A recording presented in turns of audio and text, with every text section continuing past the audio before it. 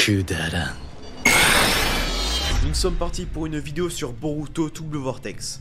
Aujourd'hui, on va pas caresser dans le sens du poil Boruto. En tout cas, sachez que j'ai plutôt bien aimé le premier chapitre, mais pas le deuxième.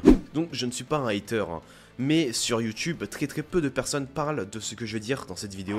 Il y a plus de waouh, chapitre incroyable, mais aujourd'hui, je vais être sans retenue. Le scénario. Alors déjà, on va commencer par le commencement. Sarada va parler à Shikamaru à propos de Boruto, puis va parler à Aida et Daimon à propos de son pouvoir. Ça fait 2 ans que Boruto est parti du village. Et Sarada va depuis 2 ans tous les jours parler à Shikamaru pour lui dire que Boruto est innocent ou quoi. Et pareil avec Aida, elle leur explique son pouvoir comme quoi c'est un Shinjutsu et qu'il ne touche pas les Otsuki. Donc on a vraiment l'impression qu'elle va voir tous les jours Aida et Shika pour leur demander la même chose. Après, ça peut être un petit résumé de la situation, même si ça fait un peu bizarre. Ensuite, Momoshiki avait dit à Boruto qu'il allait tout perdre.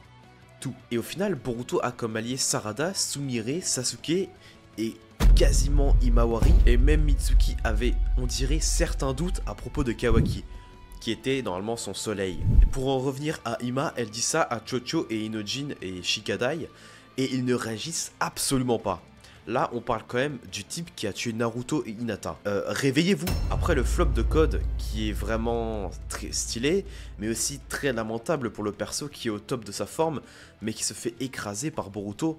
En plus, Code a une cicatrice, donc il avait encore flop pendant les 2 ans qu'il pourchassait Boruto. C'est de la folie. En fait, Code était de base un no-name, et au final, il est devenu antagoniste principal. Mais pourquoi au final ? Simplement pour mettre en valeur Boruto ou Kawaki. Il passe juste pour un bouffon et on ne voit pas la progression du personnage. Peut-être qu'un jour il va tout détruire et il va nous impressionner, peut-être, mais pour le moment ce n'est absolument pas le cas. Aussi Shikamaru et Hokage, on est d'accord, oui. Alors pourquoi sa tête ne figure pas sur les pierres? Ça fait quand même 2 ans. Enfin, je sais pas, ils ont arrêté de faire ça ou quoi? Également, le chapitre nous fait poser plus de questions qu'il n'en résout. Et c'est dérangeant, car on aurait apprécié un chapitre avec des explications, même si on n'aurait pas eu de combat, de ce qui s'est passé avant, car on a juste l'impression de rentrer direct dans le bain sans avoir le contexte, et d'avoir un chapitre juste pour le flow de Boruto et Kawaki, avec du combat et des apparitions stylées. Je rappelle aussi que Boruto de base est un flashback. Donc, tout ceci dans le chapitre 1, c'est un flashback ou quoi? Car ce serait pas logique vu qu'on a des paroles de Boruto au chapitre 1, de Boruto Naruto Next Generation, qui dit clairement que voici ce qui s'est passé avant la destruction de Konoha, avant d'être sur les statues contre Kawaki. Donc c'est un flashback dans un flashback ou je sais pas. En plus, un point négatif qui était déjà présent dans Naruto Next Generation est qu'il n'y a plus du tout de politique. En gros, sur Terre, il n'y a que le pays du feu, Konoha, tous les autres villages ne servent à rien. Les autres Kage ne servent à rien. Naruto est mort, mais ils n'en ont rien à foutre parce qu'ils ne servent à rien. Aucune aide de leur part depuis Ishiki, et c'est vraiment dégoûtant de voir ça. Ils sont censés être alliés, mais au final, rien. Pareil pour Konoha, rien et personne sauf Kawaki, Boruto, Sarada sont capables de faire quoi que ce soit dans ce putain de village. Avant, on avait l'Ambu, les forces spéciales, et aujourd'hui, on a Nishi, frérot. Il y a un souci. Et qu'on me sorte pas le fait que le monde est en paix, qu'il n'y a pas besoin de ninja pour défendre le village, qu'il n'y a plus de menaces, comme au début de Naruto Next Generation. Parce que là, depuis 3 ans, avec l'organisation Kara, il n'y a plus de paix dans le monde. Et surtout pas à Konoha. Donc, où se trouvent les ninjas compétents?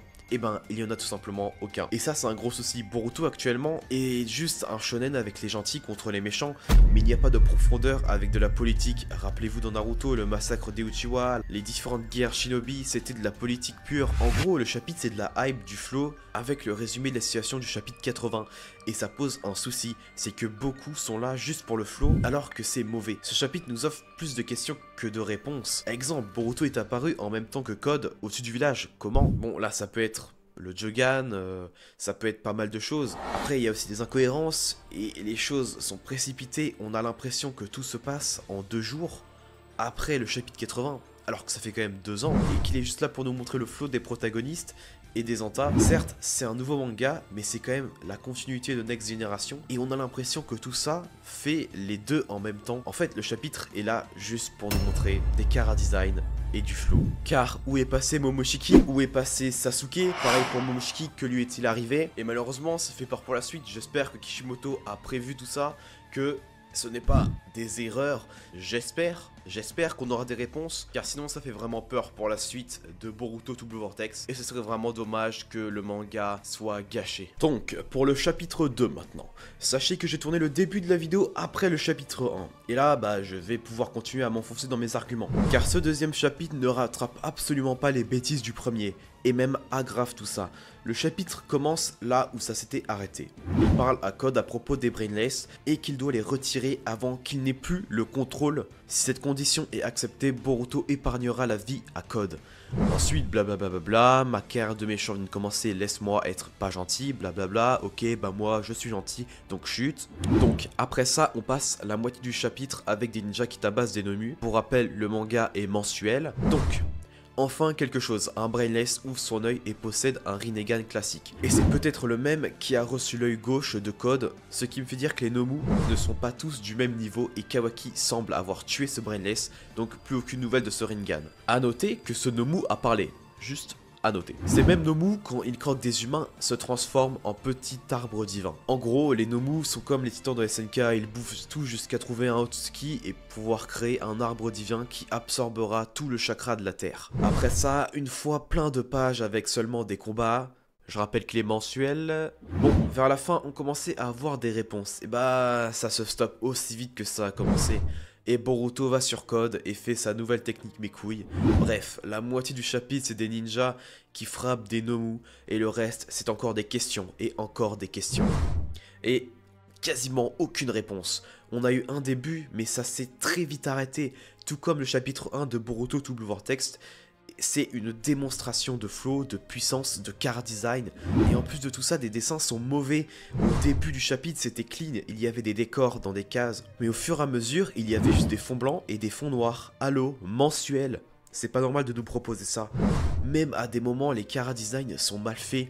Et on arrive toujours à la même conclusion, Boruto devient un manga de bandeur, je suis désolé, mais là il faut plus maxer en disant que c'est masterclass, que c'est pépite, car sinon on aura ça pendant plusieurs années. Pour finir, simplement, le chapitre 2 de Boruto Double Vortex aura pu simplement être rajouté à la fin du premier avec Boruto qui attaque Code. En gros, on attend un mois pour rien avoir et quand ça devient intéressant, bim, fin du chapitre. À dans un mois les gars. Je pense que j'ai tout dit. Les commentaires sont là, donc exprimez-vous sur votre point de vue. Sur ce, je vous dis à plus.